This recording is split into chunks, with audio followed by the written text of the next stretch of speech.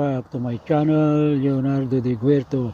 I wanna share you guys about backyard life in Canada.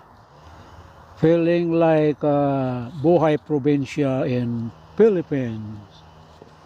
Let's harvest some vegetables for lunch. Let's start cooking my own version. The ingredients: leftover chicken barbecue. We have onion, bitter gourd, spring onion, sweet cherry tomatoes, bitter gourd leaves and tops. And now let's boil the water, and then while the water is already boiling, add onion. Then next is the leftover chicken barbecue. That is Thai. And put the spring onion. Add sweet cherry tomatoes. All fresh harvest from the backyard. Just one bitter gourd and cut into half. Add a bit drops of salt, maybe 3/4 of a teaspoon, and cover for a while. It doesn't take long, only like 3 minutes. Then wash properly the bitter gourd leaves and tops. That is the second wash.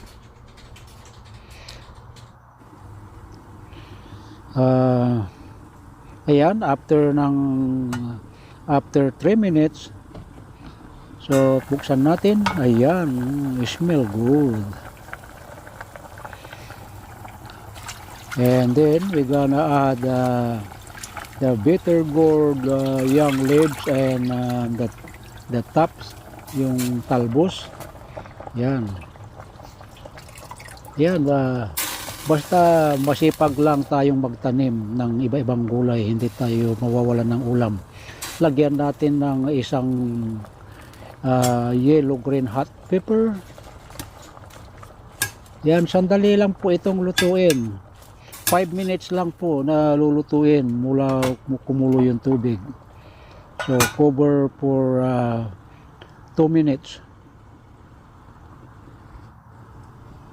And then let's see.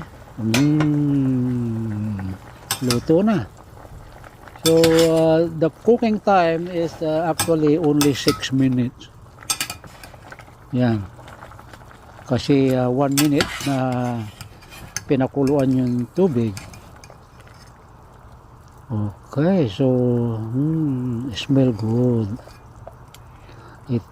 Ito ang aking babaunin para sa trabaho, at hihigop na rin ako ng sabaw at rice siyempre. Pero yung babaunin ko, yan, ito ang babaunin ko. Hindi na ako magbabaon ng rice because kakain ako ng rice bago pumasok sa work. So ayan, tikman natin para malaman kung okay na.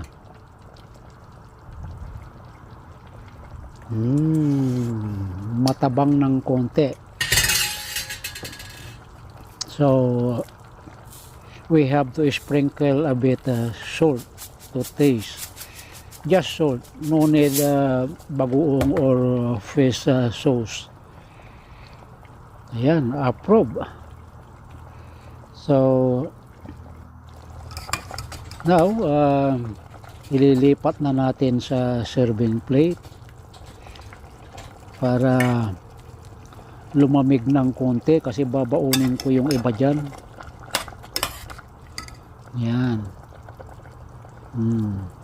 Iyon ang kakainin ko, yung huli. Tapos we gonna add the bitter gourd young leaves and the talbos. Yan. Sabaw lang ay ulam na. Opo, maasim-asim na malasa. Wala pong bagoong yan, ha. Wala ring MSG dyan. Hindi ako gumagamit ng mga bitsin. Sweet cherry tomatoes.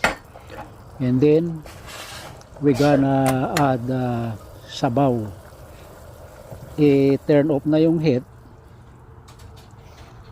So for some soup. Yan ang aking babaunin, pero kakainin ko yung isa na yung huling nasa video. So yan, may pambaon na ako. If you enjoy watching my video, please don't forget to like and comment. And if you are new to my channel, please don't forget to click the notification bell para updated kayo lagi sa susunod kong mga video. Come back, be with me. I just wanna be home.